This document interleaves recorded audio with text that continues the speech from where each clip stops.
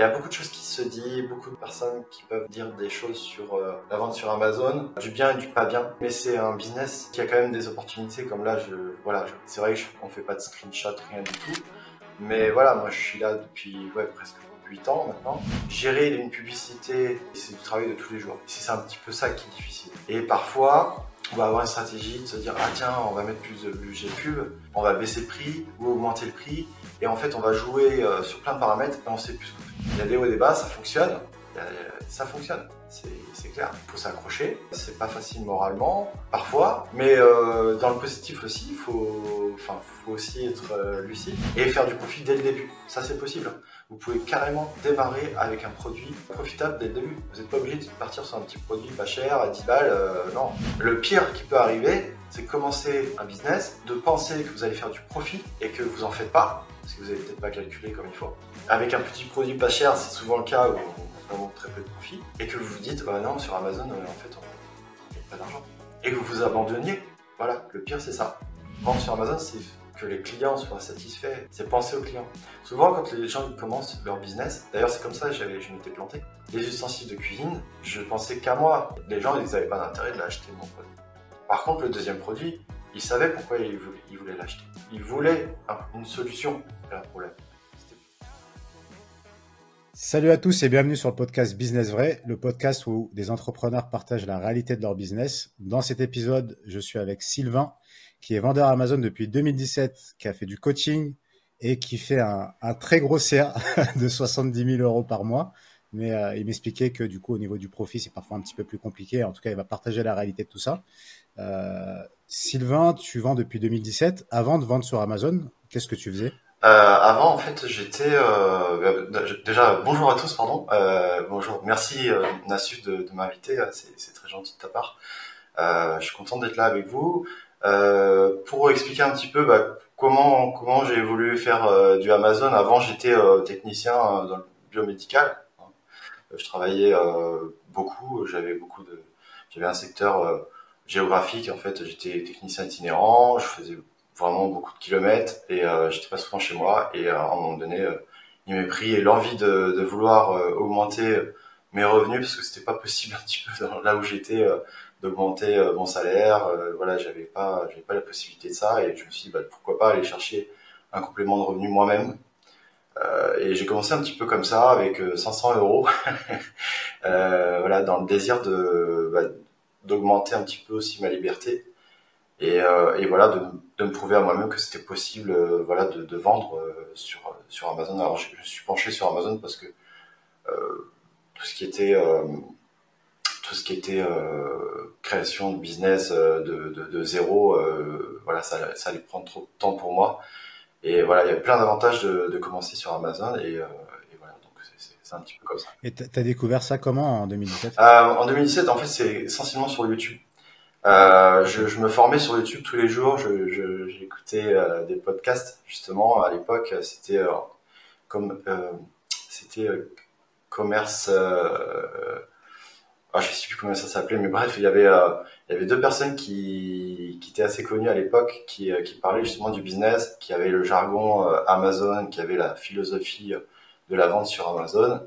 Et je m'imprégnais de ça pendant à peu près presque un an, en fait, presque un an. Je me suis imprégné de ça tous les matins. Sur la route, j'écoutais le podcast, et ça m'a mis en fait en condition pour me lancer vraiment sur Amazon, parce qu'en fait j'avais des soucis avec mon employeur. Je pouvais pas, j'avais une clause d'exclusivité, et donc ça m'a freiné un petit peu sur mon lancement. Et je l'ai fait quand même, parce que je me suis dit tant pis. Bon, je peux faire sauter mon contrat, effectivement, mais je pense que ça vaut peut-être quand même le coup de tenter la chose, et surtout de m'engager en fait sur l'entrepreneuriat, parce qu'après c'était quand même un complément de revenu au début, mais voilà, je savais qu'il y avait une possibilité quand même de gagner beaucoup avec Amazon en faisant bien les choses. Et puis j'ai acheté une petite formation aussi pour vraiment m'engager. À l'époque, c'était une toute petite formation qui valait 200 balles, parce que c'était vraiment le début, et c'était juste une formation qui m'a appris beaucoup en fait. Une formation qui m'a appris comment fonctionnait le seller board globalement, et surtout la philosophie marketing en fait. Alors, j'ai appris pas c'était pas très très bien détaillé, mais c'était important pour démarrer. Et puis voilà, je me suis lancé. J'ai fait un premier produit qui n'a pas marché du tout parce que j'avais des problèmes de calcul de profit en fait. J'avais pas calculé que le fret FBA, on n'avait pas tous les outils comme on a aujourd'hui, était beaucoup trop élevé et je gagnais pas du tout d'argent. En plus, je me suis fait un peu arnaquer par le vendeur sur Alibaba. Heureusement, j'avais commandé sur PayPal. J'avais pris 50 pièces, je n'avais reçu que 20. Et voilà, j'avais fait une demande de remboursement, donc ça m'avait rien coûté en fait. Et donc bah, j'ai quand même vendu ma camelote. C'était des ustensiles de cuisine. J'en faisais acheter à tout le monde dans ma famille pour avoir des commentaires. C'était un peu, c'était chaotique parce qu'en plus la qualité était vraiment pas là quoi. Je pensais que c'était une bonne qualité, mais c'était pas du tout, pas du tout. Pas du tout. Pourquoi tu es parti sur ce produit en particulier? Il n'y avait pas d'outil à l'époque, je Non, crois, si il Jungle y avait Scout ou tout Jungle ça, non? Scout, Ouais. mais je l'avais pas utilisé. C'était une erreur, Hmm. je pense, parce que j'aurais Hmm. peut-être vu effectivement le FBA et puis le profit éventuellement. Euh, ouais, j'étais parti sur ça parce que je me suis dit, bah, tout le monde a une cuisine, tout le monde a besoin de trier les ingrédients, les pâtes, donc je vais vendre ça parce que ça va forcément se vendre. Je vois pas pourquoi ils achèteraient pas pour moi, sachant que je vais pouvoir faire une belle fiche produit avec des belles photos, tout ça. Voilà, je me suis dit, je vais me lancer sur ça. Mais j'avais pas calculé le profit, quoi. Donc ça servait à rien de continuer là-dessus. Et puis bah, la qualité était pas là, donc j'ai pas continué. Et puis toujours pareil, dans le désir de vouloir changer ce produit, parce qu'en fait j'ai complètement basculé avec une autre niche. Et à un moment donné, j'ai eu un besoin justement de ce produit-là. Un matin, au réveil, je me suis dit ah il faut que j'achète ce produit-là et il me le faut sur Amazon parce que c'est rapide. Je sais que j'aurai le lendemain. Et puis c'était assez pressé. J'avais vraiment envie d'avoir ce produit-là. C'était comme un besoin. Et je me suis dit mais pourquoi je ne vendrais pas ce produit-là aussi et que je ferais la même stratégie avec une belle boîte, avec un beau branding, avec voilà. Donc je suis parti sur ça. Et puis après, depuis ça. Bah voilà, maintenant ça tourne depuis 2017. Voilà. Il y avait beaucoup de concurrence sur ce premier produit quand tu t'es lancé? Pas tant autant qu'aujourd'hui, non, bien sûr que non, parce que Ouais. à l'époque, en 2017, bah en fait on savait pas, mais c'est quand même un peu plus simple. Ouais. On le savait pas, voilà, surtout c'est ça qui est important à Hmm. dire, c'est qu'on le savait pas.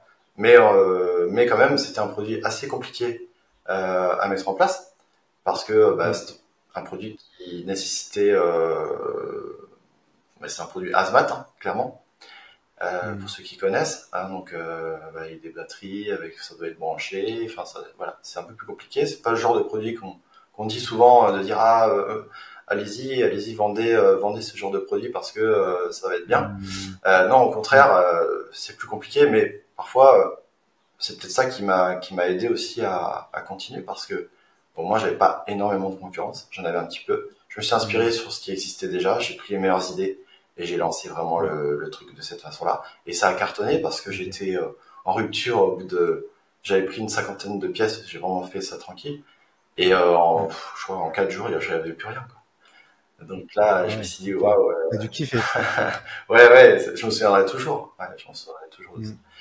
Et puis après, j'ai fait améliorer le produit. J'ai toujours un peu comme l'amélioration continue, où j'ai Ouais. augmenté un peu la valeur perçue du produit. Euh, j'ai Hmm. aidé les personnes à l'utiliser, donc faire une belle. Ce qui est important, voilà, c'est faire une belle notice compréhensible, tout ça. C'est les choses qu'il faut vraiment faire et penser à faire avant de faire le produit. C'est-à-dire qu'on est obligé de le faire parce que sinon on va être attrapé par les commentaires. Et puis voilà, la machine était lancée, on va dire. Et j'ai commencé en février 2017. Et ça a vraiment performé en mai, parce que le temps de faire le réassort et tout, j'ai recommandé 200 unités. J'ai direct commencé avec un branding, avec une boîte, tout ça, et c'est ce que je recommande aujourd'hui encore plus, hein, parce que c'est vraiment, faut se démarquer vraiment par la marque, par vraiment l'identité, et quitte à prendre même un professionnel pour le faire, mais en tout cas, bon, moi j'ai aimé le faire. J'avais pris un professionnel, mais j'avais déjà mes idées. Et voilà, sur Fiverr, il y en a plein. Il y a aussi des gens en France qui font ça très très bien. Euh, je pense que c'est l'essentiel aujourd'hui pour commencer. En tout cas, c'est clair, de manière actualisée. Et puis après, donc, pour prendre un peu l'histoire, j'ai continué à vendre de plus en plus et jusqu'à être numéro un des ventes. J'étais numéro un des ventes pendant à peu près 10 mois avec un seul produit. Et j'étais bien parce que je marchais beaucoup. J'avais pas besoin de faire de pub. C'était royal, hein, vraiment. Pas besoin de faire de pub. Je margeais beaucoup. J'avais un prix beaucoup plus cher que les autres. Et je pouvais me permettre, voilà, parce que j'étais numéro un des ventes. Et je me suis reposé dessus, en fait. Ça a été ma première erreur. C'est-à-dire que j'avais qu'un seul produit. Et j'étais l'homme à abattre, en fait. Hein. Clairement, la concurrence, elle s'est dit, elle a fait comme moi. Hein. Clairement, on est public. Hein. À un moment donné, le produit est visible, numéro un des ventes, ça inspire beaucoup de personnes. Et je le savais au fond de moi, mais je me suis dit, ah ouais, au bout de 9 mois quand même, 10 mois, on se dit, ouais, c'est bon, ma place elle est là, c'est ok. Mais j'ai pas développé d'autres produits. Et à un moment donné, j'ai voulu rattraper ça, puis c'était déjà trop tard. Donc j'ai perdu de C'est place. quoi les chiffres à peu près pendant cette période-là, pendant ces 10 Ah mois? alors, ouais, c'est vrai, on oublie un peu. En fait, ça a commencé, j'étais dans les 5 000 € de chiffre d'affaires par mois. Déjà, je me suis dit, waouh, c'est fou et tout. Puis ça a monté. En fait, j'étais pas encore numéro un des ventes, mais quand j'étais numéro un des ventes avec un seul produit, je faisais des mois à 20 000. Mm. Avec, ouais, j'avais un profit de 5 000 €, je crois. Ouais, j'étais dans les 5 000 €, donc c'était beau, hein. C'était excellent. Donc ça me disait, j'avais tous les voyants en vert. Je me suis dit, ah ouais, c'est cool, ça y est, j'ai compris comment fonctionnait Amazon. Mais c'est là que, après, j'ai perdu des places. J'ai fait des mauvais choix aussi de stratégie, puisque j'ai voulu faire des variantes de produits avec d'autres produits, avec d'autres fonctionnalités qui m'ont plombé un peu, m'ont fait l'auto-concurrence, qui m'ont délogé mon produit encore plus de ma première place. Et voilà, quand on est dans les cinquième, sixième, septième places, même s'il y a beaucoup de ventes, il y a beaucoup de termes, enfin beaucoup de recherches en organique, c'est plus pareil, hein, c'est plus pareil. Donc ça a baissé, j'ai réduit, je suis descendu à 10 000, voilà, 8 000, ouais, c'est pas possible, en fait, ça s'effondre, ça descend aussi vite que ça monte, et c'est un peu ça. Amazon, il y a un vecteur, quand on a compris le truc, on a vraiment tout mis les paramètres comme il faut, oh, ça peut être génial, mais si par contre, on n'a pas, à l'inverse, ça descend tout pareil. Et donc là, première claque un petit peu hein, avec Amazon, je me suis dit waouh, comment je vais faire? Donc l'idée d'aller faire un resourcing, aller chercher un autre produit, peut-être moins compliqué, donc un produit un peu plus volumineux. Je suis parti sur un produit vraiment plus volumineux. Et puis là, pareil, ça a cartonné de fou. Ça avait un rapport avec le Pas premier du produit que tout, tu vendais? ouais, dans la même niche, mais pas du tout avec le premier produit, non, parce que ça m'avait refroidi. Il y avait de plus en plus de concurrence. Puis avec des prix vraiment je pouvais pas suivre. Donc voilà, j'avais pas envie de continuer là-dessus. J'ai toujours gardé ce produit-là d'ailleurs. Mais je me suis dit voilà, je vais le laisser de côté, mais je vais développer autre chose parce qu'il faut que je développe quelque chose de plus profitable. Et je suis parti donc sur un produit à l'époque assez volumineux. J'avais fait une partie à l'époque c'était possible en avion avec des produits vraiment volumineux. Alors je gagnais pas d'argent c'est sûr. Et avion et train j'avais fait pour limiter les coûts. Et alors c'était en 2019, c'était avant Covid et tout. J'avais lancé ce produit-là, puis à l'époque ça coûtait pas cher le fret, vraiment c'était bien. Et je pouvais me permettre. J'ai ceux que j'ai reçus en avion, j'ai pu les envoyer à Amazon. Et c'est pareil, ça a cartonné. J'étais en rupture au bout de, je crois que c'était au bout d'une semaine en fait. C'était Dès le lancement, ah ouais, sans pub, sans rien. sans Non, stratégie ouais, c'était particulière, ouais. c'était ça. Ouais. Parce que j'avais vu, c'est ça aussi qu'il faut vraiment bien travailler, c'est le besoin qu'ont les gens. Parce qu'en analysant un petit peu les commentaires, on peut-être, pourquoi pas, améliorer le produit, changer certaines choses, rajouter une fonctionnalité ou quelque chose de plus pratique. Et je me suis aussi inspiré d'Amazon.com. Et c'est grâce à Amazon.com aussi, parce que eux, ils sont toujours un petit peu en avance sur les avantages, faire mettre en avant les avantages des produits. Et en gros, c'est simple, j'ai pris la fiche produit Euh, j'ai vu que ça n'existait pas sur le marché européen. J'ai pris la fiche produit en US et je l'ai envoyé bah, voilà, quand j'ai fait mon sourcing, je l'ai envoyé à Alibaba. J'ai dit voilà, est-ce que vous pouvez faire ça? Et je suis tombé sur un fournisseur mais je l'ai toujours, qui est vraiment au top au niveau qualité. Voilà, j'ai même des photos de l'équipe. J'ai voulu, comme si je faisais la visite dans l'usine. Enfin, c'est génial, hein. À ce moment-là, ouais, on se dit mince, ouais, comment ça être un vrai business en fait, humain aussi. Et les prix étaient plus chers qu'ailleurs. Ils sont toujours plus chers qu'ailleurs, mais vraiment, au niveau qualité, il y avait pas de doute. Bien sûr, je suis passé, là je le dis aussi, j'ai oublié de le dire, mais je suis passé par le sample, vérifier la qualité du produit, tout ça, bien sûr, ça c'est logique, hein. Mais voilà, donc ouais, une semaine en rupture, puis j'ai mis 2 mois en fait à recevoir vraiment les produits qui étaient envoyés par train. Il y avait un bug en Pologne à l'époque. Je sais pas, ils retrouvaient pas les colis et ça a mis 2 mois. Donc j'étais 2 mois en rupture, hein, clairement. Et là on dit toujours, ah, faut pas être en rupture pendant trop longtemps, sinon bah, tu casses la dynamique, enfin tu repars de zéro, c'est compliqué. Il faut pas. Mais en fait, bah j'étais en rupture 2 mois et j'ai remis les produits en vente et ça a repris comme si j'avais rien fait. En fait, à l'époque c'était ça, quoi. En 2019 c'était ça. Et puis j'ai toujours ce produit-là qui est très bien, les gens sont très contents. Voilà, c'est vraiment, voilà, ça performe bien. On s'adapte aussi on a fait améliorer le produit au fil de l'eau parce que depuis 2019 quand même il a évolué grâce aux commentaires aussi parce que ça peut être des commentaires non constructifs mais il y en a qui sont constructifs et qu'il faut prendre en compte quand même. Et ça c'est valable quand on commence. Quand on regarde un petit peu les concurrents, on se dit ah ouais lui il sait pas faire, il sait pas faire, il sait pas faire. Mais par contre, est-ce qu'on peut le faire? Est-ce qu'on peut améliorer? Parce que je pense que les gens qui y vendent, ils y ont pensé aussi à améliorer le produit et parfois c'est pas faisable. Mais là, dans tous les cas, voilà, c'était vraiment dans l'optique d'optimiser à chaque fois le produit et c'est pour ça qu'il perdure aujourd'hui, je pense. Euh, et voilà, donc voilà par rapport à ce sujet. Ok, donc là, tu es 2 ans après ton lancement. À cette période-là, tu vis sur ta boîte ou Ouais, tu as un taf toujours à ouais, côté? Tu es à temps plein vraiment? ouais. En gros, donc comme je t'ai dit, j'ai mis un an à démarrer. Ensuite, chronologiquement, bah, en fait, je travaillais le matin de 5 à 7 pour ma boîte. Je partais après de 7 à 6 heures du soir parce que c'était beaucoup de travail, comme je l'ai dit. Et de 6 heures, voilà, je mangeais à 19 heures et je terminais le boulot pour moi à 23 heures. Et ça, je l'ai fait pendant un an. Puis à un moment donné, bah, j'ai pété un câble un petit peu parce que c'était trop.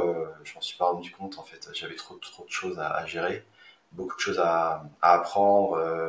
L'anglais, la négociation avec les Chinois, enfin le suivi des ventes, c'était très agréable, mais c'est aussi ça prend beaucoup de temps et mentalement. Donc j'ai un peu pété un câble, puis à un moment donné, j'ai dit, bah, comme les chiffres étaient bons, je crois que je tournais autour des 15 000 euros de chiffre d'affaires quand j'ai dit, bah écoutez, voilà, je veux une rupture conventionnelle. J'ai fait ça tranquille, hein. Rupture conventionnelle pour avoir bah, l'aide de l'État hein, en France, qui est quand même assez, assez, assez sympa. Voilà, quand on démarre une activité, quand même, c'est bien de commencer comme ça. C'est une chance un petit peu, donc autant en profiter de ça. Alors, bon, après, je rougis pas de l'avoir pris parce que on cotise tous pour ça et voilà, ça existe donc je l'ai pris. Et pendant 2 ans, voilà, j'avais donc une garantie, si tu veux, tous les mois, qui a pas été forcément bon parce que quand on a une garantie comme ça, bah, on se dit ouais, de toute façon, ça va tomber de toute façon. Donc quelque part, c'était bien pour me rassurer, mais pas forcément bien pour la dynamique de croissance. Voilà, ça c'est vraiment important à retenir, hein, c'est vrai. Surtout 2 ans, c'est long. C'est long. Je suis pas en train de dire que c'était pas bien, mais c'est long et on peut se reposer sur ça. Voilà, ça c'est un peu le risque. Et donc bah, pendant ce temps-là, il y a beaucoup de concurrents qui arrivent aussi. Et voilà, faut quand même lancer le truc. Et donc pendant 2 ans, moi, voilà, j'ai eu ces aides. J'ai toujours fait une croissance en fait de ma société assez lente parce que j'ai jamais demandé en fait de prêt. J'ai commencé en micro-entreprise pour les statuts, après en SASU. Voilà, j'ai basculé mon compte parce que pour les gens qui se posent la question, ouais, est-ce que c'est compliqué de passer à l'époque, c'était stressant en fait de passer le compte, même si c'était à ton nom, de micro-entreprise à SASU pour le changement de statut. C'était compliqué, hein, c'était vraiment compliqué parce qu'on pouvait avoir un blocage. Il y avait certaines personnes qui avaient un blocage pendant 2 mois de leur compte, donc ils pouvaient pas vendre. Et ça, je voulais pas. Et j'ai mis longtemps aussi, pareil, à me lancer. Je me suis dit, ah, est-ce que je le fais, je le fais pas? Quel est le bon moment? Il n'y avait pas vraiment de bon moment, mais bon, je l'ai fait et puis ça s'est bien passé. En 24 heures, ils avaient validé mon compte. J'avais envoyé un email avant et tout. Et ça s'était bien passé. Et puis là, j'ai pu gérer ça proprement. Ensuite, bah, j'ai plus de dettes parce qu'à un moment donné, ça peut pas être à vie, hein, ce qui est normal. Et là, bon, bah, voilà, j'ai un petit peu tout seul, quoi. On se dit, bah ouais, parce que faut savoir que ouais, j'ai tout fait tout seul au début. Hein, aujourd'hui, c'est pas le cas, mais j'ai toujours fait tout seul. Et j'ai continué à faire mes produits, donc les produits volumineux. Et là, j'ai commencé à faire ces produits volumineux qui ont fonctionné bien avec justement les ruptures à répétition. Et je me suis dit, ça, c'est des très bons signes. Et donc, j'ai fait une commande, une grosse commande, et les premiers conteneurs. Je crois que j'ai sorti à peu près 30 000 euros de trésorerie. Toujours pareil, sans banque, sans rien. Ce qui a été une erreur un petit peu, on peut en reparler. Euh, 30 000 euros, alors on s'est dit, mince, ouais, c'est bon, on a beau y croire, hein, sur le coup, on se dit, mince, on y va pas, beaucoup de moments d'hésitation. Et puis, je l'ai commandé, et puis, je savais pas du tout comment faire, je voulais pas envoyer le container à Amazon, je voulais pas l'envoyer là-bas. Je me suis dit, parce que j'ai vu plein de commentaires, plein de gens qui galéraient justement là-dessus, et qui se retrouvaient en fait maintenant je sais comment faire, mais qui se retrouvaient en fait, bah, ils ont pas de container, enfin ils récupèrent pas le container là-bas. Donc déjà, je savais pas trop comment faire, enfin je vais pas trop chercher, puis je me suis dit bon ouais, je vais faire simple, ce qui n'était pas du tout simple du tout. J'ai dit bah le container, bah vous allez le livrer chez moi. Voilà. En gros, j'ai- voilà, je me suis pas rendu compte de ce que c'était, tout à fait honnêtement. Je savais le volume et tout, donc j'avais la chance d'avoir un grand garage chez moi. Et j'ai fait la place parce que j'ai eu la chance de recevoir donc ce container et tout est rentré, mais vraiment pile poil. J'avais tout calculé. Donc ouais, les calculs c'est important. euh, et le mec il est arrivé avec son container. On a dû décharger le container assez rapidement parce que le mec il est pas là pour ça. On n'avait aucun outil, enfin pour faire le déchargement. On a fait tout à la main. Donc on l'a fait, ouais, je crois en 3 quarts d'heure, on avait tout vidé. Et pour la petite histoire rigolote, c'est que quand le container arrivait, donc le plateau, la personne qui était là, le livreur, le chauffeur plutôt, c'était genre ses premiers jours en fait, il savait pas comment faire et tout. Et en fait, il faut savoir que les containers ils sont scellés en fait, ils sont scellés et on peut pas les ouvrir comme ça. Et donc on se dit bah ouais c'est scellé mais il y a bien quelqu'un qui a une clé. Et non, c'est pas comme ça que ça se passe. Il n'y a pas un cadenas avec une chaîne ou quelque chose. C'est vraiment scellé. C'est-à-dire qu'on était obligé de couper carrément le- le- l'élément qui bloquait tout, quoi. Donc je me vois encore avec la disqueuse couper ça. Voilà, donc c'était drôle. Et voilà. Puis après, quand j'avais tout dans le garage, ma femme elle m'a regardé, elle me dit bah, va falloir aller vendre maintenant.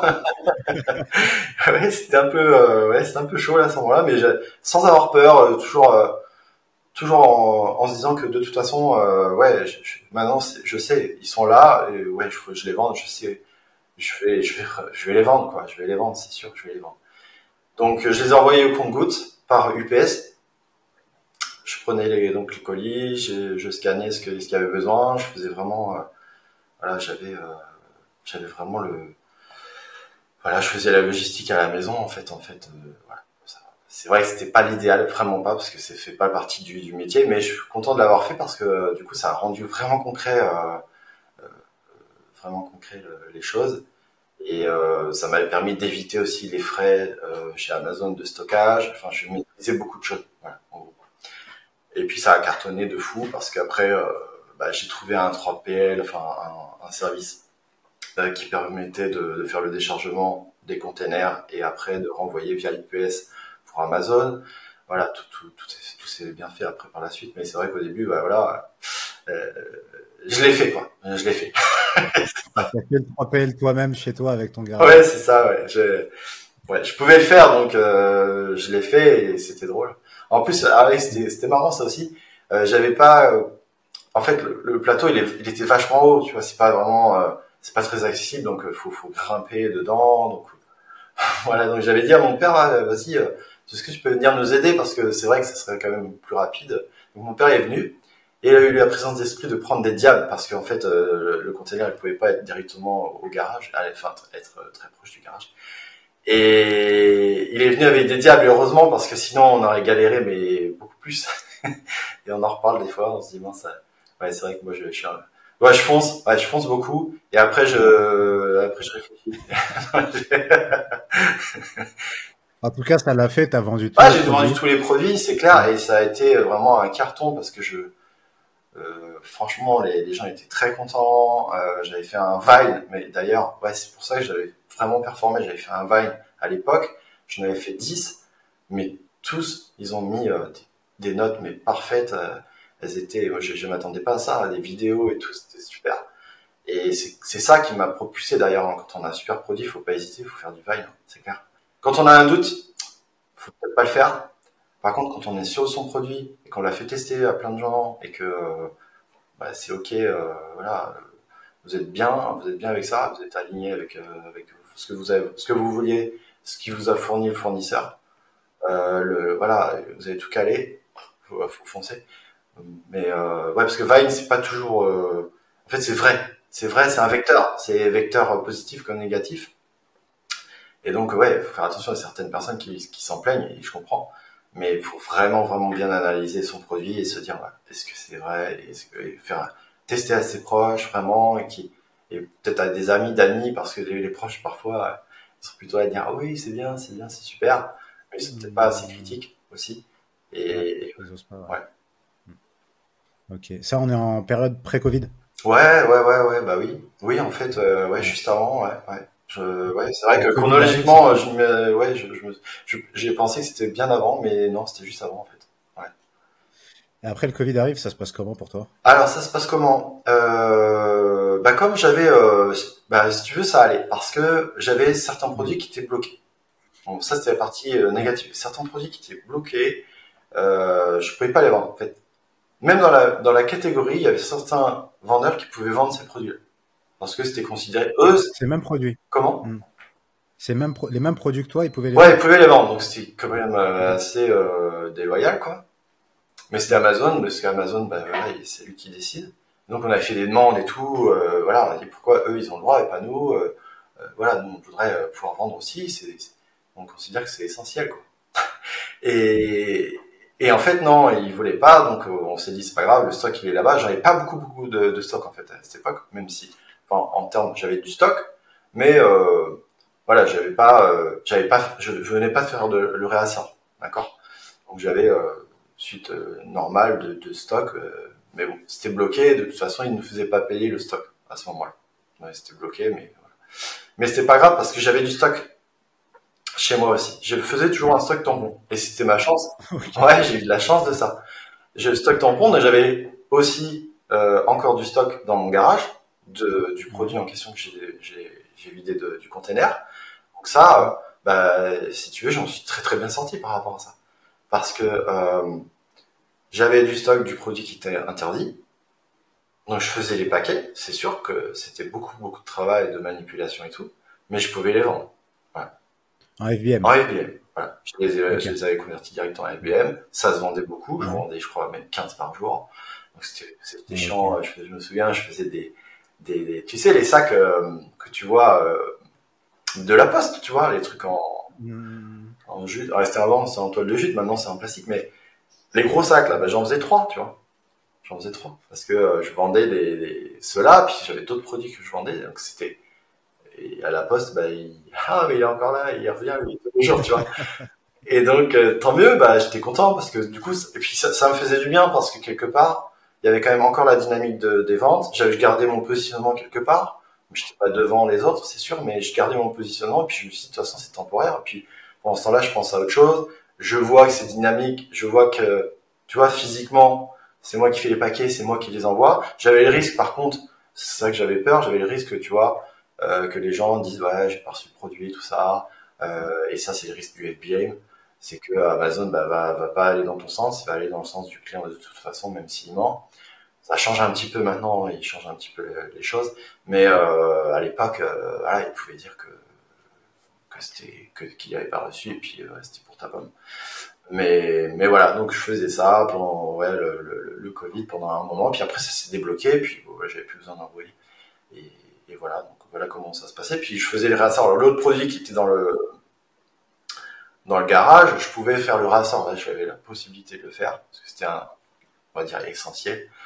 Je pouvais l'envoyer à Amazon et ça marchait hein, parce que ouais, je me souviens envoyer, aller à l'UPS, envoyer tous les colis, ma voiture qui était pleine à craquer. C'était ouais, c'était sympa cette époque aussi.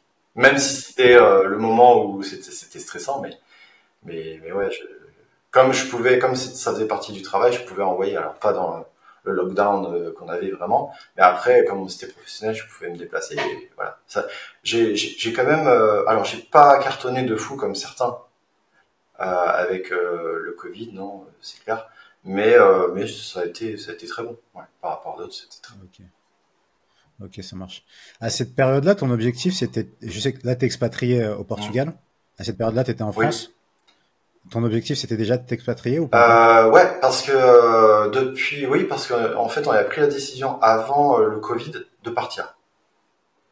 Ouais, on avait pris cette décision-là. Je crois que c'était même en 2018. Parce qu'en fait, en 2018, on était parti pas mal en voyage et tout. Et puis on avait vu plein de choses. En fait, au départ, on voulait aller aux Canaries. Et puis en fait, bon, on a changé. Mais ouais, on avait fait beaucoup de voyages. Puis je dis, ben ouais, en fait, on habite là, c'est bien. Mais tu vois, il y a plein de choses à voir quand même dans le monde. Et puis, bah, je m'étais renseigné un petit peu sur le Portugal, entre autres. On était venu au Portugal, on avait adoré. Franchement, il y a des choses qui s'expliquent pas comme ça. Où on arrive dans un lieu, on se dit waouh, c'est super, c'est là que je veux vivre quoi. C'est bizarre un petit peu. Des fois, des fois c'est comme ça. Et puis bah voilà, c'est arrivé. On est arrivé ici en 2021, donc ça pas trop longtemps après. Et puis voilà, depuis, voilà, on y est, on a acheté une maison, on est bien. Trop Ouais, cool, ouais, trop stylé. ouais, Du coup, le passage de France à Portugal au niveau du business Amazon, comment ça s'est déroulé? Euh, ça n'a pas changé grand-chose au fond sur le business puisque c'était le même, exactement pareil, sauf que bah, on opère ailleurs, hein, clairement. Voilà, après c'est ouais, ouais pour dire ça se passe ouais, ça se passe bien par rapport à ça. Ok, ça marche. Vous arrivez aux États-Unis, je me rappelle la première fois qu'on a discuté, tu m'as dit que vous êtes arrivé aux États-Unis, au Portugal, Ouais. Ouais. et là il y a Amazon qui vous a bloqué pendant quelques semaines. Oui, Amazon, Amazon nous a bloqué. Ouais, effectivement, en fait, on est arrivé donc en juillet, ouais, juillet 2021 ici. Et bah, déménagement, tout ça, voilà, c'est fatigué un petit peu. On était heureux d'être là, c'est les vacances, vraiment un sentiment de voilà de liberté. C'était génial, vraiment, c'était super. Et puis ouais, c'est un 1er août. Ouais, 1er août, je me réveille le matin comme d'hab, je regarde le dashboard Sellerboard, ou je sais plus c'était à l'époque, c'était l'autre shopkeeper, et je vois moins 6 900 euros. Et je dis attends, là il y a un problème. Donc je me réveille en vite fait quoi, je vais voir sur le dashboard Amazon de plus près sur l'ordinateur et je m'aperçois que bah en fait Amazon nous avait prélevé ouais plus de 7000 voilà, enfin, ils avaient commencé à nous prélever 7000 euros.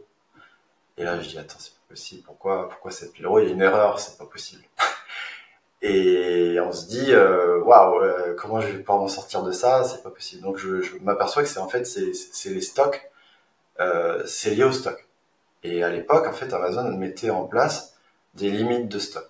Et on était en surplus de stock parce que, suivant certains paramètres, l'IPI notamment, avait défini, voilà, à cause du Covid justement, ils avaient défini des règles, des nouvelles règles, et qui étaient très restrictives pour le coup.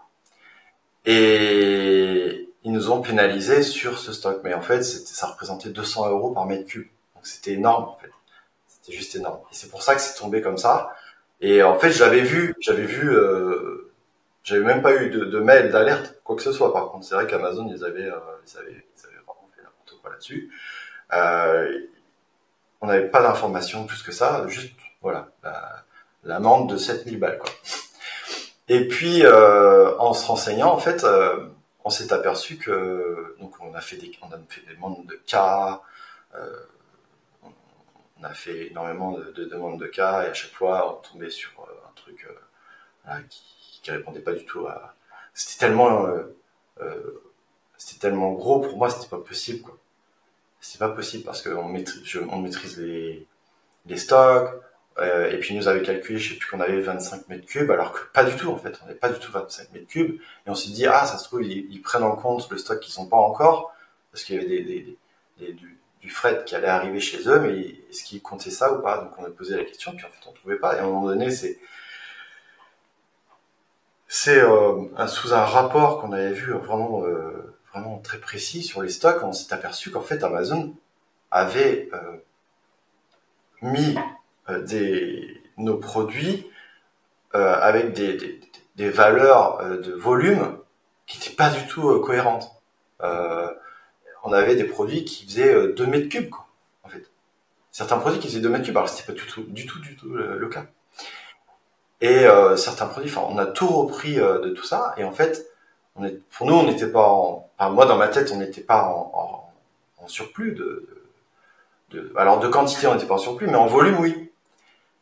Et donc on a appelé très souvent Amazon, et on a surtout appelé le samedi parce que c'est pareil, soit le samedi ou le dimanche, on n'a pas du tout les mêmes personnes au téléphone.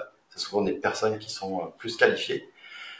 Et on a eu trouvé une personne bien française qui parlait français, qui comprenait un petit peu tout ça, et qui voulait aller chercher plus loin aussi comme nous. Pourquoi on payait autant?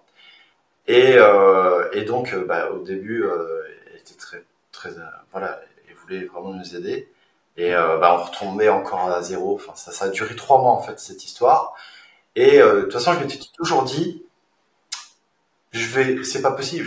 Je vais les retrouver cet argent. C'est à moi, c'est pas possible, c'est à moi. Voilà. Je suis passé dans tous les états, l'état d'énervement, l'état de désespoir et tout ça. Mais j'ai toujours pensé que j'allais les récupérer, c'est clair.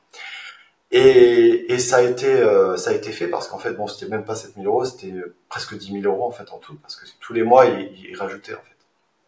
Suivant le calcul, ils avaient fait, ouais, au début, j'avais pas vu au début, mais il y avait 2 000 à 3 000 euros le premier mois, en juillet, et en août, ça a été beaucoup plus, parce qu'on dépassait encore plus, voilà, ça se cumulait un petit peu. Et donc, on les a récupérés au mois d'octobre ou novembre. Ça a été long quand même, mais long et pas long. C'est vrai que quand on regarde de loin comme ça, on est pas loin. Avec du recul, ouais, mais sur le moment, Ouais, c'est ça ça. paraît trop On long. a tout voilà. Puis donc on pense à ça tous les jours, c'est notre priorité. On développe pas le reste. Enfin, ça a été compliqué. Ouais. Ça a été compliqué, mais bon, on les a récupérés, quoi. Par persévérance, on les a récupérés. Ok, Ouais. Mm. ok, c'est cool. Donc là, ça a pu repartir. Tu as fait du coaching aussi? C'était à cette période-là à peu près ou c'était avant? Alors le coaching, je l'ai commencé en 2020. Tu vois, vraiment, ouais, on était Ok. en plein Covid pour le coup. Ouais, on Ok. était en plein. Comment ça s'est fait? En fait, je faisais partie d'un groupe de vendeurs via une formation que j'avais pris d'Olivier Alain.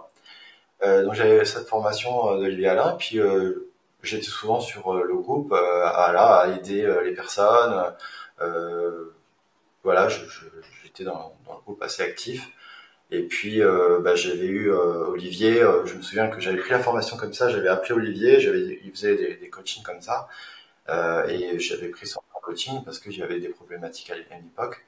Et je lui ai dit, bah voilà, qu'est-ce que je peux faire pour améliorer les ventes et tout ça, parce que voilà, il y avait toujours des petits soucis qu'on peut avoir. Et donc il m'avait conseillé, il m'avait dit, bah voilà, tu peux faire ci, ça. Et puis aussi, bah, si tu veux, tu prends la formation comme ça, tu rentres dans tout ça, puis peut-être que tu vas trouver, même si tu es déjà, voilà, en vendeur depuis longtemps, tu vas peut-être trouver aussi des choses nouvelles aussi. Je dis oui, c'est sûr, faut jamais penser qu'on sait tout, quoi.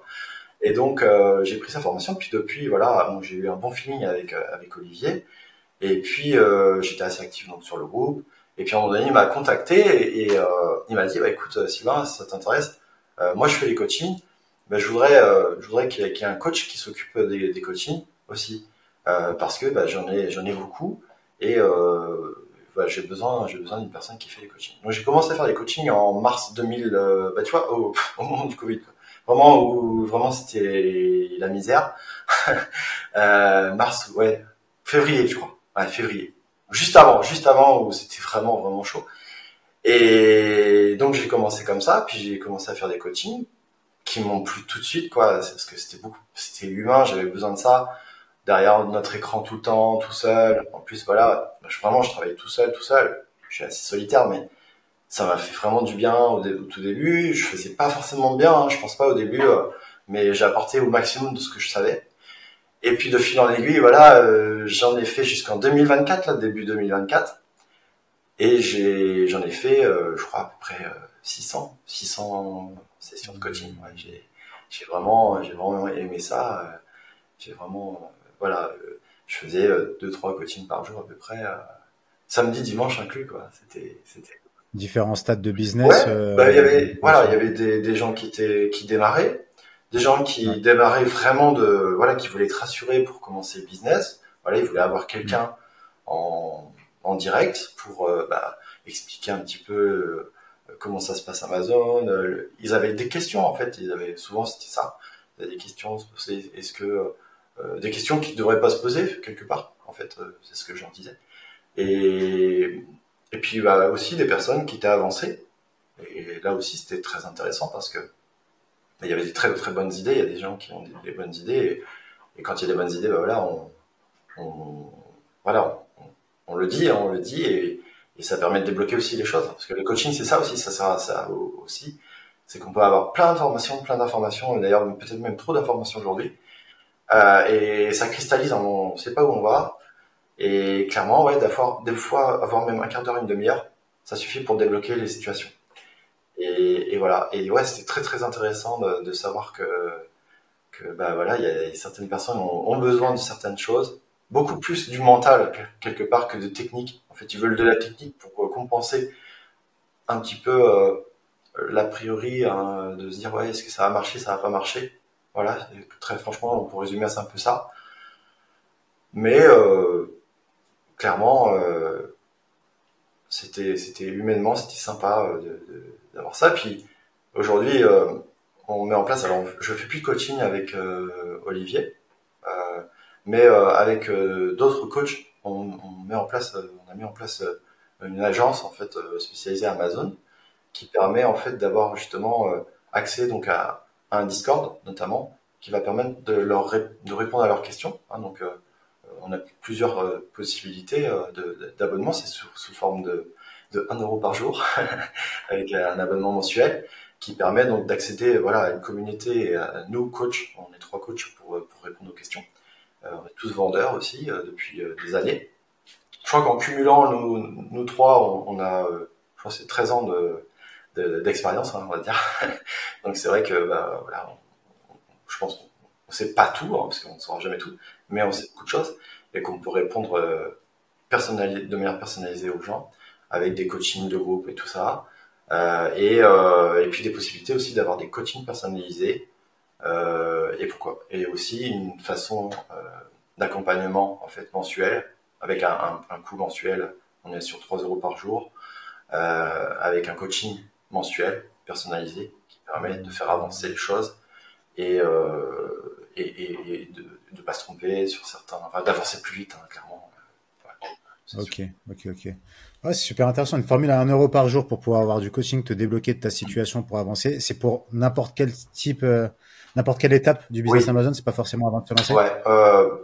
Ça peut être du débutant, vraiment, du débutant qui vraiment, sait pas par où commencer, à la personne qui a commencé, qui a peut-être des difficultés, qui a peut-être du mal à passer un palier aussi. Parce que ça aussi, Ouais. ça m'est arrivé personnellement.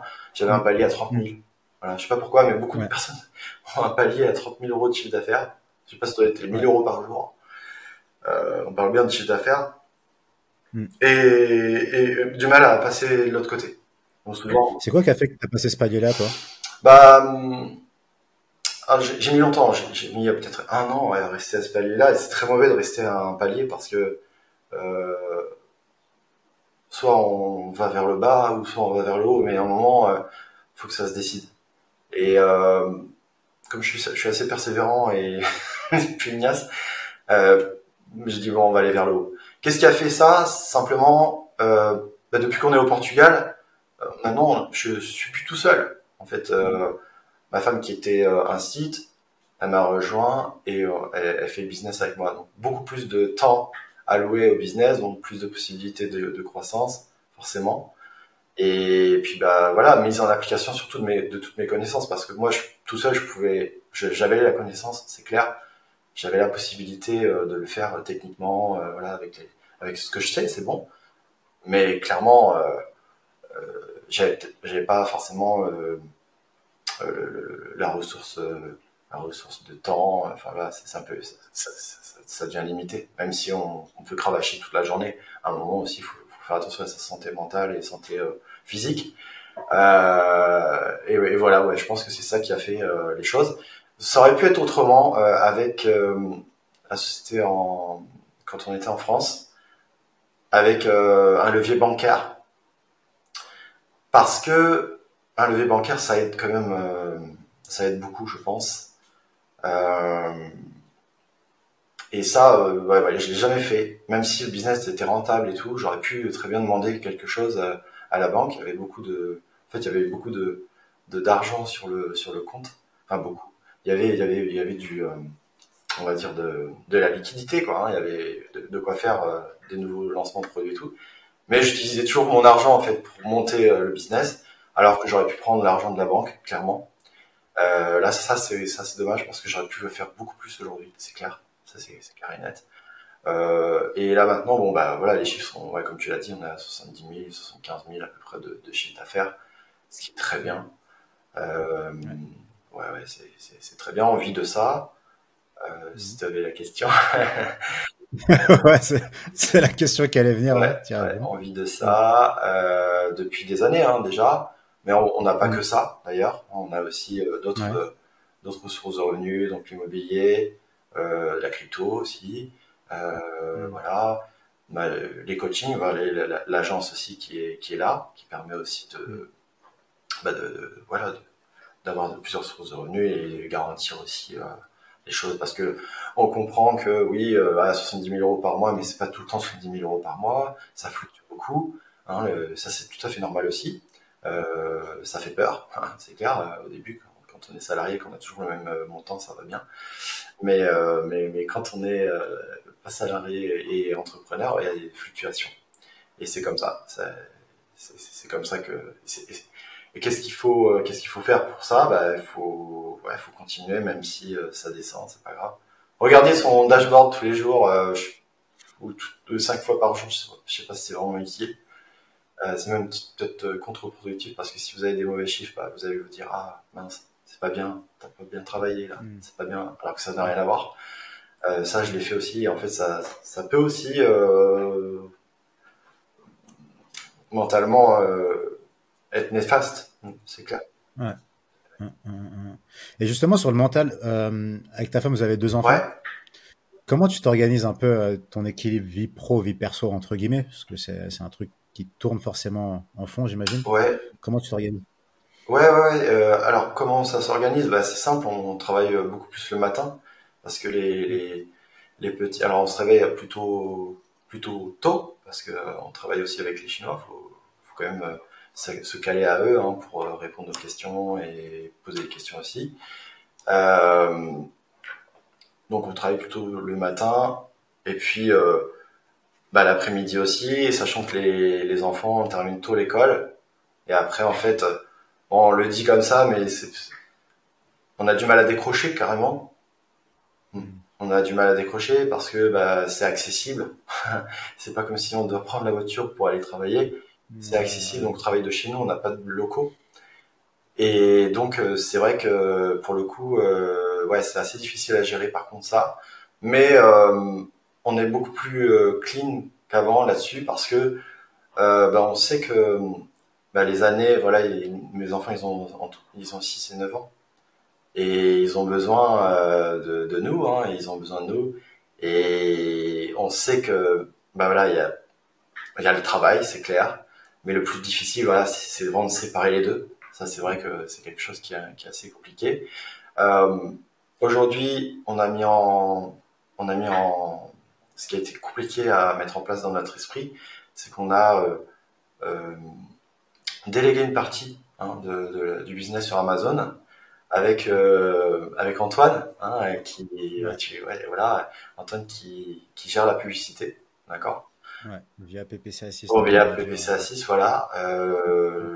Et on est très content de lui laisser ça parce que on pense que clairement ça va faire évoluer le profit et aussi derrière il adopte des stratégies que nous on n'aurait peut-être pas mis en place et le profit va être meilleur je pense et le CA aussi ce qui permet aussi de se détacher des chiffres parce qu'en fait on peut être bon sur plein de choses mais on peut pas être bon partout et c'est clair.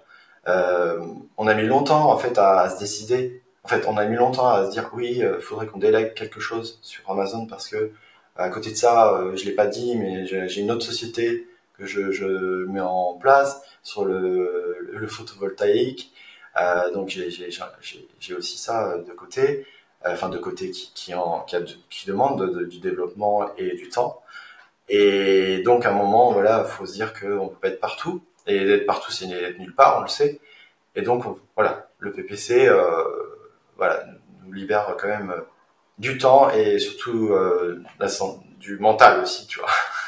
Ouais, ouais. C'est quelque chose qui vous prenait beaucoup de temps avant, justement, de déléguer? Euh, de quoi pour la pub? Ouais, pour la pub, ouais. Ouais, non, Comment vous gérez c'est juste pas le que ça nous PPC? prenait beaucoup de temps en fait. C'est plus large que ça. C'est-à-dire que gérer une publicité, on va pas dire que ça prend énormément de temps. C'est euh, la lancer, bon, on la lance, on voit ce que ça donne. Mais après, c'est du travail de tous les jours. Et c'est un petit peu ça qui est difficile. Et parfois, euh, on va avoir une stratégie de se dire ah tiens, on va mettre plus de budget pub, mais est-ce que ouais le budget pub, on va baisser le prix ou augmenter le prix et en fait on va jouer sur plein de paramètres et on sait plus ce qu'on fait. Et c'est en ça que mentalement c'est dérangeant parce que on va faire des choses qui vont pas être profitables. En fait, on va pas savoir que c'est profitable ou peut-être des fois ça va marcher, on sait même pas si c'est pour ça. Alors que si on segmente les choses, voilà, une personne qui est sur le PPC, une autre qui s'occupe, on va dire, de tout ce qui est vente flash et tout ça, marketing, pricing, et tout ce qu'on a fait en amont, c'est-à-dire la création de l'offre, euh, la mise en avant du produit, les arguments, enfin la fiche produit, tout ça, tout ce qui est marketing, on va dire. Euh, voilà. Nous, on est plus côté identification du produit, opportunité du produit, avec le sourcing, tout ça. Ça, on est très bon là-dessus. Visibilité du produit, enfin pas la visibilité, mais la présentation du produit. Ouais, on est très bon là-dessus. Mais tout ce qui était, voilà, il nous manquait quelque chose, clairement, pour avoir la boucle parfaite pour qu'après, voilà, ça mérite ce que ça doit mériter, en fait. Parce que des fois, on peut avoir des produits, moi je le sais en coaching, on peut avoir des produits qui peuvent être très intéressants, très bien présentés, mais sur lequel, voilà, on n'a pas une stratégie de mise en avant du produit, de visibilité, et ça devient un mauvais produit. Alors qu'au départ, ça peut être un très bon produit. Et ça, c'est vrai quand on le choisit au début, ça peut être très très bon, mais par contre, voilà, si on est obligé de baisser le prix, ben on n'a plus le budget pour la pub. Enfin voilà, ça devient compliqué. Ouais, ça devient compliqué. Et c'est là qu'entre en jeu un petit peu, ça aurait pu. C'est marrant parce que on sait pas, on se coach moins nous-mêmes que on coach les autres. Tu vois, c'est coordonner le plus mal chaussé, comme on dit. Et en fait, à un moment donné, il faut s'auto-analyser des choses et se dire bon bah la délégation, ça fait partie aussi des choses. Et je pense que ça fait partie aussi surtout d'un bon entrepreneur, celui qui sait déléguer. C'est souvent on le dit, hein, c'est un entrepreneur qui sait comment faire, enfin, qui va aller plus loin par rapport à ça. Ok, ok. Non, mais c'est trop cool en tout cas comme parcours. Je te remercie beaucoup d'avoir partagé ça. Je vais avoir encore quelques petites autres questions par Ok. rapport au coaching Ouais. notamment. Euh, donc là, le coaching, vous l'avez remis en place sous forme d'abonnement de 30 euros par mois pour la communauté Ouais. Discord, 90, donc 3 euros par jour pour, avec un coaching one-to-one Ouais. avec un des trois Ouais. coachs. Donc vous êtes trois, vous êtes sur trois expertises différentes, c'est ça? Oui, alors on a une spécificité. Moi, je suis plutôt sourcing et des produits, voilà, analyse de marché, voilà, avant de se lancer, on va dire. Branding aussi. On a Guillaume qui lui s'occupe un peu plus de la stratégie quand on est. Alors je peux le faire aussi, mais lui, il est plus comme ça sur l'analyse de l'offre. Hein, on va faire des revues de listing en fait, clairement. On va dire voilà, il y a des choses, là il y a des choses à faire, là il y a des choses à pas faire, notamment avant de lancer une pub par exemple, hein, ou par exemple la pub ne fonctionne pas. Voilà, c'est vraiment lister des choses qu'il faut mettre en place. Et ça c'est important. Et puis on a aussi euh, une autre personne qui nous permet, Gilles, qui permet de déployer, qui a une stratégie de déploiement sur l'extérieur d'Amazon, hein, créer vraiment un environnement propre à la marque, donc notamment avec les sites internet, avec on va parler de SEO, on va parler de beaucoup de choses externes à Amazon, hein, qui permettra après de rajouter une notoriété sur le produit avec les réseaux sociaux, avec voilà. Donc c'est relativement complet, c'est pour ça on s'est lancé dans cette aventure entre guillemets, parce qu'on sait qu'il y a du besoin, on sait qu'il y a beaucoup de questions qui se posent, que les gens se posent, et même voilà, ça fait partie ce qui est normal. Même avec des formations, on peut avoir aussi des questions après par la suite, ce qui est normal. Hein. Un business, c'est quelque chose de vivant et beaucoup de choses changent, des nouvelles réglementations notamment. Voilà, donc il faut être mis au courant de tout ça. C'est un petit peu plus compliqué quand même qu'en 2017, hein. Ça c'est certain. Ça, on l'a vu. Par contre, euh, là, c'est compliqué pour tout le monde. Donc, à un moment donné, en fait, vous vous dites que c'est simple. Comme moi, je me suis dit, c'est simple quand j'ai démarré, parce qu'au final, quand j'y repense, c'était pas si simple que ça avec les produits que j'avais choisis. Et je me souviens en coaching, parfois les personnes me disaient, ah oui, partez sur des produits de manière euh, j'ai eu plusieurs personnes comme ça qui partent sur des produits un petit peu basiques, mais très très très basiques, trop basiques. Et je leur disais non, évitez de prendre des produits trop basiques parce que après ça va être compliqué, ça va être peut-être facile aujourd'hui hein, de lancer le produit parce que vous savez, vous connaissez le marché, vous regardez le CA, mais le CA ça fait pas tout et ça représente pas grand-chose en fin de compte. Il faut mieux voir le profit, c'est sûr. Et après, si vous n'avez pas de marge de manœuvre pour baisser le prix ou vraiment vous démarquer avec ce produit-là, comment vous allez faire? Vous allez être bloqué. Et il vaut mieux après aller chercher des produits un petit peu plus exotiques ou plus nichés plutôt, un peu plus compliqués aussi à mettre en place. S'il y a une notice, s'il y a des choses particulières à mettre en place, c'est plutôt bien parce que c'est des choses que vous pouvez mettre en place si c'est à votre portée. Parce que beaucoup vont dire ah non ça va pas le faire, j'ai pas envie de commencer avec ça. Et je pense que moi ma chance que j'ai eu, je m'en suis pas rendu compte, ma chance que j'ai eue c'était justement commencer avec un produit compliqué. Ce qui m'a donné confiance en fait après par la suite aux choses. Et puis si je pouvais donner un conseil par rapport au choix du produit, pour commencer, ceux qui commencent, c'est de partir sur un produit qui est pas, ouais, qui est pas, qui est vraiment trop peu. Il faut pas un produit qui est vendu 10, 20, 15, 20, 25, 30 euros. C'est vraiment trop peu, à mon sens, hein. Partir sur un produit plutôt de 40, 50 euros parce que on l'a vu, hein, le fret, les frais Amazon augmentent, hein, les frais d'envoi FBA augmentent. Est-ce que ça va aller plus possiblement, hein, c'est vraiment vraiment possible. Est-ce que et donc ça permettrait de gérer justement efficacement l'investissement, hein, parce que je le vois comme un investissement. Ok. Ok, ok. Et Comment on fait pour rejoindre votre programme? on a un site internet. On a un site internet qui vous permet donc de nous présenter déjà. Ouais. On a donc ce site internet. C'est donc, je pense que tu me mettras le lien en Ouais, description, je mettrai le lien en description j'imagine. pour ceux qui sont intéressés Ouais. Et on pour vous propose contacter. aussi du coaching, si ça intéresse les personnes. On propose Hmm. un quart d'heure de coaching gratuitement. Ce serait sur une Ouais. durée limitée, mais Hmm. pour aider les personnes et savoir un petit peu où ils en sont, s'ils veulent qu'on les aide, si ça les intéresse d'avoir un coaching après par la suite de manière détaillée. Mais on propose D'accord.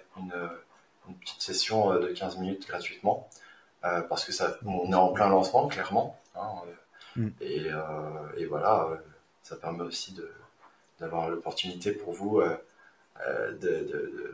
d'avoir des conseils de personnes qui vendent sur Amazon toujours, quoi. Ok, ça marche. Donc, selon quand vous regardez la vidéo, c'est peut-être plus disponible. Ouais, peut-être pas. Donc, si c'est disponible, faut y Ouais, aller. peut-être pas, mais je pense qu'on fera de temps en temps parce que c'est ce que je faisais aussi avec Olivier, c'est de temps en temps, en fait, comme je faisais pas mal de coaching, Hmm. euh, je proposais un coaching, je faisais pas un concours, mais je faisais gagner un petit peu un coaching comme ça de temps en temps. Et ça permettait Hmm. aussi aux personnes, voilà, d'avoir. Moi, ça me fait du bien, honnêtement. Enfin, ça fait du bien aussi de donner des conseils aux personnes, de les aider, Hmm. comme toi, tu peux le faire, par exemple, avec ton, ton, ton outil, quoi, qui est vraiment bien, Hmm. qui vraiment aide à la lecture de tout ça, parce que c'est tellement, tellement compliqué que, Hmm. Hmm. qu'il fallait un outil comme ça. Et ouais, non, de temps en temps, on le fera, je pense. Ouais. On fera Hmm. des offres comme ça, peut-être au moment de Black Friday, par exemple, des trucs comme ça. Voilà, on verra, Ok. mais je pense que oui, ça peut être intéressant. Ok, ça marche, c'est cool. C'est quoi tes prochains objectifs? Tu m'as parlé de photovoltaïque, de crypto, d'immobilier, il y a plein de choses. Ouais, C'est quoi la suite là pour toi, pour vous? Et c'est quoi les prochains bah objectifs? la suite, là, bon, si on parle, alors au niveau business sur Internet, ouais, j'ai lancé donc une marque Hmm. sur le photovoltaïque qui est qui est plutôt basé sur du B2B, hein, où on va prospecter, enfin on prospecte déjà pas mal de professionnels là-dessus, avec un produit qui est vraiment, vraiment intéressant pour eux, pour les clients aussi. Et donc on souhaite se développer donc en France, en Europe, hein, parce qu'il y a une réelle demande aussi. Et ça, oui, on souhaite faire, ouais, je pense x10 sur le CA, hein, clairement. Il y a vraiment un potentiel là-dessus. On commence déjà à vendre aussi en Allemagne, donc c'est très très positif. Ouais, ouais, alors que ça commence seulement, mais voilà, il y a vraiment un intérêt important. Donc ça, voilà, on va travailler dessus et ce sera en plus notre activité qui va nous demander beaucoup de temps, c'est de communication en fait avec les professionnels. Donc ça va être du coup pas du tout la même chose au niveau communication qu'avec du B2C, hein, c'est clair. Donc ça va nous demander beaucoup de temps et ça va être très sympa, je pense. Euh, Ensuite, au niveau immobilier, on est plutôt à vendre aujourd'hui. Hein, on a de l'immobilier qui est en France, on est plutôt dans l'optique de vendre pour faire des investissements ici au Portugal.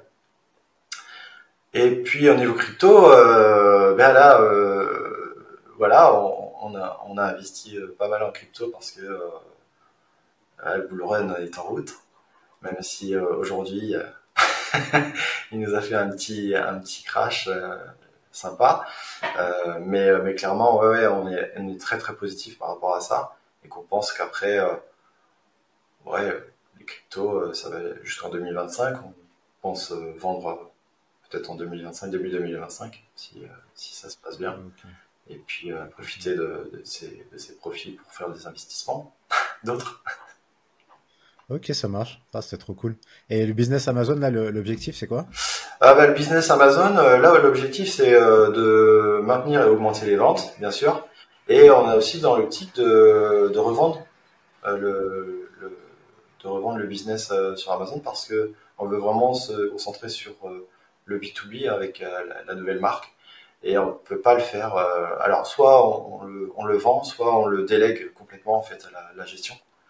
C'est aussi une façon de se libérer l'esprit quelque part sur cette partie-là. Mais clairement, voilà, c'est un peu le manque de temps de vouloir, voilà, encore une fois, vouloir tout faire. On veut pas se disperser, on veut faire ça bien. Et voilà, c'est un petit peu ça qu'on veut. Mais on sera toujours un petit peu au courant parce que pour revenir un petit peu sur les coachings, on sera toujours un peu au courant parce que on n'a pas qu'un seul compte, on a un deuxième compte aussi. On n'a pas vraiment développé et on pourra toujours être derrière et être au courant des choses pour apporter le maximum dans tous les cas, avec tout ce qu'on connaît sur les coachings, enfin en coaching, en expérience coaching et en expérience vendeur. Voilà, il y aura ce qu'il faut au niveau réponse derrière. Ouais, c'est clair. Bah, Sylvain, je te remercie vraiment beaucoup pour ton Bah partage. oui, C'est vraiment désolé d'avoir parlé autant de temps que ça. non, c'est cool, moi j'aime bien. Au contraire. Ouais, mais je sais pas si tu te rappelles, la première fois qu'on s'est eu en appel, je crois qu'on a parlé peut-être 2h30, je crois, un truc Ah comme ouais, ça. c'est possible, ouais, ouais, c'est vrai. C'est vrai qu'on a parlé beaucoup. Ouais, ouais, parce que c'est très intéressant. Toi, tu as eu un parcours aussi intéressant avec ton début sur Amazon. Et là, ce que tu fais, enfin, tu as tes compétences, tu t'es dit, voilà, j'ai mes compétences, je peux faire quelque chose de super pour aider la communauté. Et franchement, c'est bien. Et c'est une communauté assez restreinte, en fait, les vendeurs sur Amazon. Il y a beaucoup de choses qui se disent, beaucoup de personnes qui peuvent dire des choses sur la vente sur Amazon, du bien et du pas bien. Mais c'est un business assez, voilà, qui a son identité, on va dire, mais qui a quand même des opportunités. Comme là, voilà, c'est vrai qu'on fait pas de screenshot, rien du tout. Mais voilà, moi, je suis là depuis ouais, presque 8 ans maintenant. Euh, voilà, il y a des hauts et des bas, ça fonctionne. Ça fonctionne, c'est clair. Il y a- c'est- faut s'accrocher, c'est clair. C'est pas facile moralement, parfois, mais dans le positif aussi, faut aussi être lucide. Des fois, même quand on a des bêtes de score, faut aussi faire attention, pas se dire crier victoire, comme moi j'ai pu le faire par exemple. Mais si je pouvais donner un conseil d'ailleurs, vraiment, comme moi, comment j'ai démarré, si vous voulez vendre sur Amazon, mettez-vous en tête, euh, imprégnez-vous comme quoi vous êtes vendeur sur Amazon. Le mental, il est hyper puissant pour ça. Moi, je sais que je l'ai fait pendant un an, c'était énorme. Un an, tu sais, tous les jours de la semaine, je me mettais en tête je suivais des gens qui vendaient sur Amazon. Je, peu importe en fait qui ils sont, voilà, mais je m'imprégnais de tout ça en fait. J'étais déjà vendeur Amazon en fait sans l'avoir fait vraiment. Et ça m'avait vraiment aidé parce qu'en fait ça crée un socle, une fondation qui après, bah, il peut arriver n'importe quoi. Dans l'esprit c'est marqué et vous êtes obligé après d'y arriver en fait. C'est un peu ça comme ça que je le vois. Et ça, c'est pour ça que je parle. Le mental, il est très très important. Parce qu'en fait, imaginez une personne à l'inverse souhaite être vendeur sur Amazon. Il y pense qu'une seule journée ou 2 heures. Et il dit ah tiens, je vais être vendeur Amazon. Il prend une formation et il se met à faire la formation. Et puis bah il voit une autre formation qui est peut-être dans le dropshipping ou l'investissement immobilier ou tout ça, tout ce qui fait de l'argent. Mais en fait, il n'a pas eu le temps de se dire, voilà, ah, je m'imaginerais bien à faire ci, à faire ça, comment je pourrais, il a pas approfondi, il a pas eu le temps d'approfondir ce qu'il veut faire. Il a pas eu le temps de se dire, ah oui, ben attends, est-ce que je voudrais mettre 1000 balles ou 2000 € sur ça? Il a pas eu le temps, en fait, ce qu'il a vu peut-être, et comment vendre sur Amazon, c'est euh, euh, que les clients soient satisfaits, déjà. C'est penser aux clients. Souvent, quand les gens commencent leur business, d'ailleurs, c'est comme ça que je m'étais planté, mais vraiment, à cause de ça, les ustensiles de cuisine, je pensais qu'à moi. Je pensais pas quelque part à la personne, parce qu'il y en avait plein. Il y en avait plein, et je me suis dit, bon, bah, pour me démarquer, j'avais fait une fausse marque, voilà, à l'époque, on pouvait faire une fausse marque. Mais, j'avais un beau visuel, tu vois, niveau marketing, c'était bon, mais j'avais pas de plus-value, j'avais rien. Voilà, j'avais pas, les gens, ils avaient pas d'intérêt de l'acheter, mon produit. Par contre, le deuxième produit, ils savaient pourquoi ils voulaient l'acheter. Pourquoi ils savaient pourquoi? Ils savaient parce que ils voulaient une solution à leur problème. C'était plutôt, c'est un peu comme ça. C'était plus facile à vendre quelque part. Mais pour le coup, c'est logique. Ça apporte une solution à leur problème. Bah, si vous avez des galères à trouver un produit, pensez à ce que vous avez comme problème. Par exemple, vous avez peut-être un problème spécifique qui répond à, assez peu de personnes ou quelque chose de niché. Je sais pas, il y a des gens qui font, je sais pas, voilà, du scrapbooking, voilà, j'en sais rien, tu vois, ou de la couture. Bon, la couture c'est devenu un peu assez important. Mais pourquoi, par exemple, pourquoi pas vendre des kits, par exemple qui permet de faire démarrer, voilà, de la couture pour les enfants. Voilà, ouais, c'est un peu comme ça que je le vois en fait. Le premier produit, c'est ça. Ouais, on peut vendre des couteaux, mais pourquoi pas vendre des couteaux pour enfants? Ça paraît bizarre, ça existe, hein, mais des couteaux pour enfants pour qu'ils commencent à faire la cuisine avec leurs parents. Là, ça devient comme une promesse, ça devient une image. On se dit, voilà, je veux pas couper des légumes ou de la viande, je veux faire la cuisine avec mon enfant. Ça devient plus la même chose. Un autre exemple, une, euh, une horloge parlante. Évidemment que nous, on n'en a pas besoin d'horloge parlante, on est plutôt jeune. Mais une horloge parlante, bah, on se dit, ouais, ça va aider ma grand-mère, mon grand-père à savoir l'heure, parce que bah, il a des soucis au niveau de la vision. Et ça aide les gens, ça aide.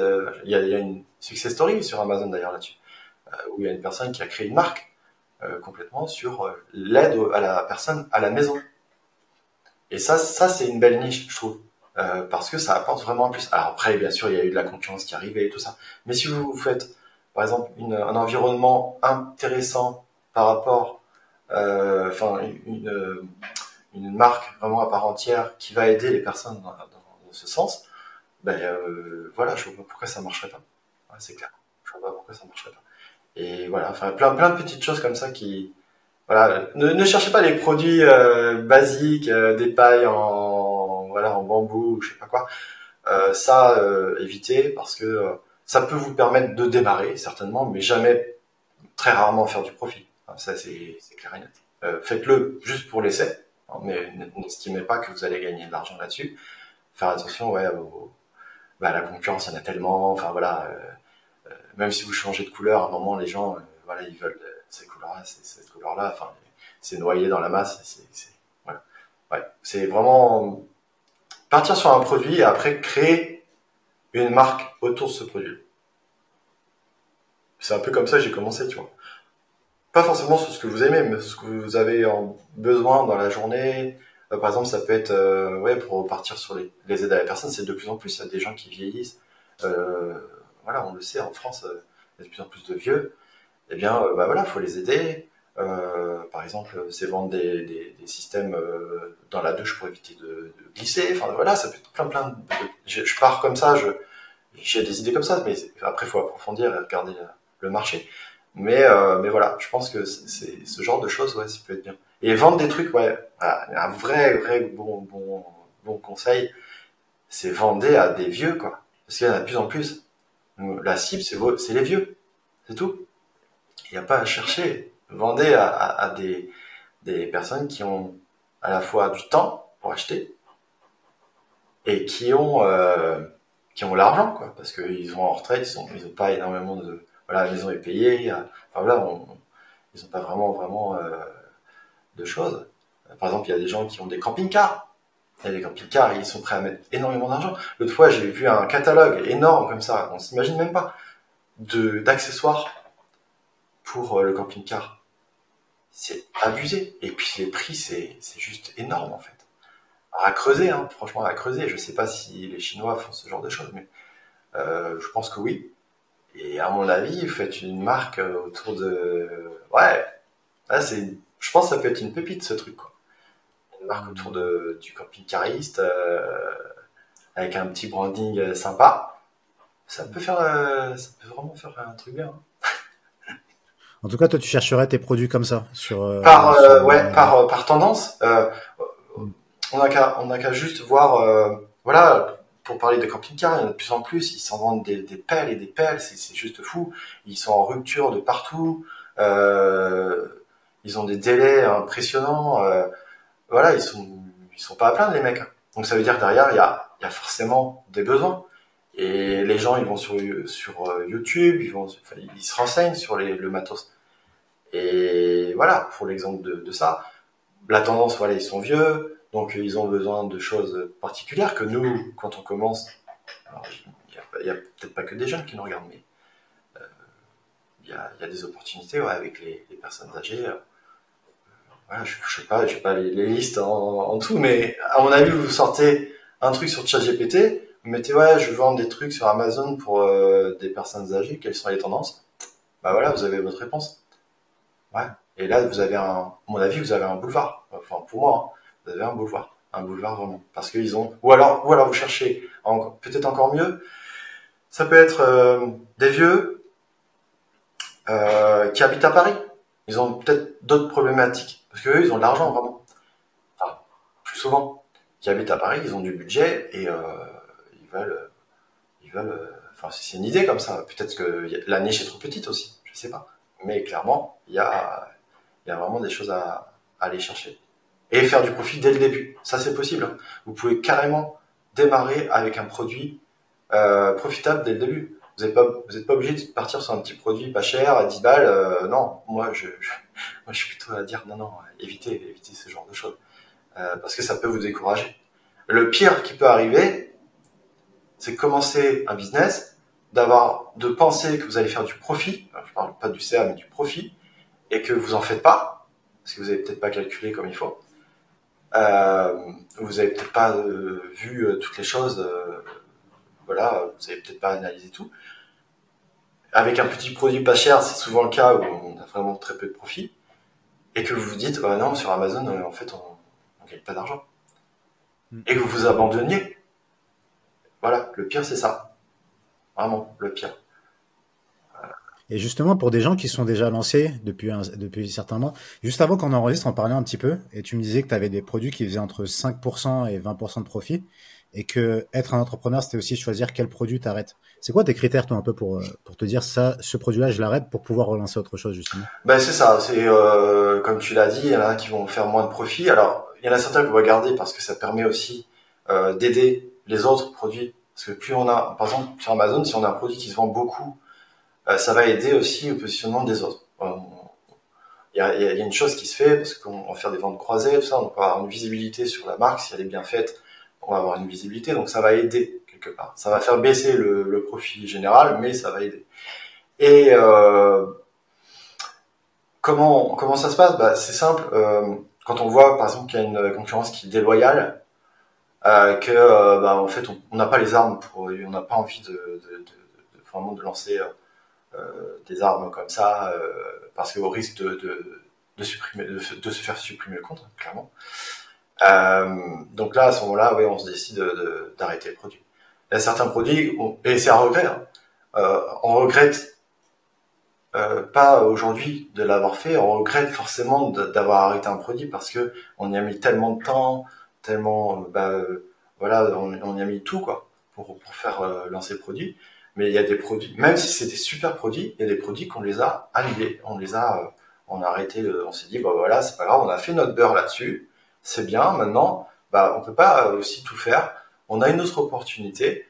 on va soit remplacer ce produit-là par un autre qui à peu près va faire les mêmes fonctionnalités, par exemple, mais peut-être avec plus de profit potentiellement. Voilà. C'est vrai que c'est difficile. On pense, c'est un peu difficile. Alors ceux qui commencent au début, peut-être que non, c'est pas un problème. On s'imagine pas que on va être un peu l'offre de son produit. Et que, non, on s'imagine pas ça. Mais à force, comme il nous a fait plaisir à avoir fait des profits, tout ça, des ventes et tout ça, et puis il y a une fiche produit, il y a des bons commentaires, donc on n'a pas envie de casser ça quelque part, c'est vrai. Mais à un moment donné, il faut faire les calculs. Il faut faire les calculs. Et je crois que même dans PPC Assist, tu offres la possibilité de voir si c'est toujours aussi intéressant, à tel prix, il faudrait le vendre. Est-ce que c'est possible de le vendre à tel prix? C'est pas. Enfin voilà. Voilà, ça permet d'avoir une vision dans tout ça, parce que ça bouge, hein, le marché bouge. Non, il n'y a pas trop de. Je vois, je travaille avec ma femme, elle s'occupe aussi de tout ce qui est produit et tout. Elle me pose la question, elle me dit bon, voilà, on garde ou on garde pas. Et moi, j'ai pas d'état d'âme là-dessus. Avant, j'étais attaché à mon produit parce que j'en avais qu'un. Tu as des critères de chiffres qui te permettent de prendre ta décision, ou quand tu dis t'as pas d'état d'âme, c'est-à-dire concrètement? Non, j'ai pas vraiment de critères. Non, j'ai pas de critères de. Je vois la tendance en fait aussi, parce qu'il y a des produits qui ont une durée de vie. C'est tout, c'est comme ça. Okay. C'est comme ça. Après, on remplace ce produit-là par un autre, un nouveau modèle peut-être. Voilà, ça peut être ça. Ou complètement on arrête parce que le profil est pas là et que ça nous demande peut-être trop, ou peut-être parce que le fret, malheureusement, en ce moment qui augmente, hein, le fret ne permet pas de continuer et on va pas s'acharner bêtement à laisser de la trésorerie sur quelque chose qui vont pas nous apporter en ROI, clairement. Ça sert à rien, même si tout est fait, et quitte à peut-être à le reprendre plus tard. Pourquoi pas? Pourquoi? Parce que la fiche, elle est toujours là, elle est toujours présente. Mais ouais, c'est ça, c'est des critères comme ça, un petit peu. C'est vraiment c'est au cas par cas. Hein, ouais, Ok. c'est vraiment au cas par cas. Ok. Ok, top. Bon, ça aidera peut-être certains à passer ce cap-là. Je sais, c'est un cap qui peut être difficile. Moi, en tout cas, c'est un truc que j'ai pas réussi à passer sur mon produit. C'était une des erreurs. Ouais. Donc, ça aide certains, peut-être dans cette situation-là, à se dire, c'est peut-être le moment de stopper, de passer à un autre. Ah oui. Et continuer. Ouais. Tu l'avais gardé et t'es pas passé à un autre, c'est ça? Comme tu me disais, comme on se disait juste avant, en fait, d'enregistrer, c'est que je trouvais toujours quelque chose à améliorer dessus. Oui. Je me dis, peut-être en améliorant ça, ça va décoller, peut-être en améliorant ci et ça. Mm. Et le temps passe et tu te retrouves vite, ça fait 2 ans que tu vends le même produit, Mm. t'es pas rentable ou pas trop, et tu continues là-dessus, quoi. Ouais, alors ça peut être oui. En fait, se dire, oui, toujours optimiser. Mais à un moment donné, quand on a optimisé, on sait pas où on en est au niveau de l'optimisation. Si on est à 98%, si on est à 80%, on sait pas. Donc à un moment, on tente des choses, ça marche. Des fois, ça marche pas. C'est peut-être pas le bon moment aussi, où il y a trop de concurrence qui arrive. Enfin voilà, c'est plein de paramètres qui sont là, qui des fois, c'est pas facile à se décider. C'est pas du on-off. Mais par contre, quand on prend la décision, comme on dit, on peut mettre longtemps à se décider, on va dire. Mais par contre, quand on a pris la décision, on l'a prise. Et parce que le pire, c'est de faire avant, arrière, vas-y, j'y vais pas, j'y vais pas. Parce qu'on perd du temps quelque part pendant ce temps-là. Faut savoir qu'il y a des concurrents qui sont là derrière. C'est vraiment Amazon, c'est un peu le sprint permanent, quoi. C'est le sprint, d'endurance, quoi. Et justement, il y a une autre question qui me vient là par rapport à Amazon. Vous vendez votre produit, vous faites un certain CA. Est-ce que vous avez créé une boutique à part pour vendre en dehors d'Amazon ou pas du tout? Ouais, on a une boutique, mais ça, j'ai fait pareil depuis le début. En fait, c'était le package dans ma tête. Et on fait le Ouais. packaging, on fait l'image de marque, mais il me faut un site.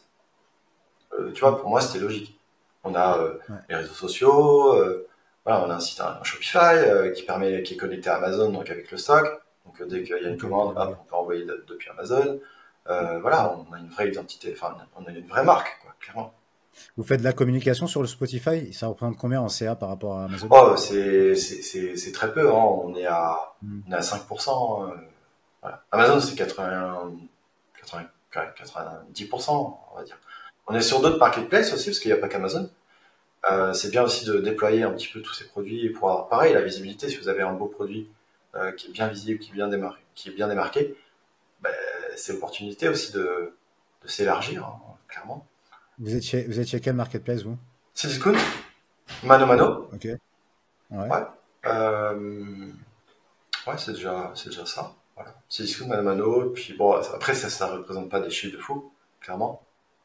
Donc, c'est pas sur ça qu'il faut compter, mais ça fait partie des choses. C'est-à-dire que ça, on les a fait depuis 2017, quoi. Donc, à un moment, les gens, ils tapent sur Internet la marque, et voilà, après, voilà. L'idée, c'est que et on a des avis Google, enfin voilà, c'est une vraie marque. Vraiment. Et c'est comme ça qu'il faut le voir dès le départ, vraiment. Même si, alors, c'est un peu bizarre, mais nous, la marque, elle est venue par le produit. C'est pas l'inverse. J'ai pas créé, voilà, j'ai pas voulu. En fait, j'ai créé la marque un petit peu après, mais je l'ai créée parce que j'avais ce produit-là. Mais je voulais pas forcément faire une marque là-dessus. Aujourd'hui, c'est un petit peu différent. Moi, je conseillerais plutôt de faire une marque assez généraliste, enfin un nom assez généraliste, on va dire, parce que potentiellement le premier produit, ça va pas le faire. Potentiellement, plus de potentiellement où on peut se cracher au premier produit, mais ça peut très bien marcher. Et les deuxièmes produits peuvent être diamétralement différents au niveau niche, et donc on peut pas se permettre de créer une marque, parce que quand même, ça prend du temps, de l'argent et tout. Et on peut pas vraiment partir sur une stratégie très ciblée au début. Mon premier produit, si j'avais gardé mon premier produit, bah oui, j'aurais été bloqué par rapport au nom de marque. Et quoique, ça allait, parce qu'à l'époque, on pouvait créer une marque, pseudo-marque et tout ça, c'était bon. Mais voilà, j'aurais été bloqué. Créer une marque, le nom de la marque, de manière généraliste, mais par contre, qui puisse, avec un logo qui peut être changé derrière.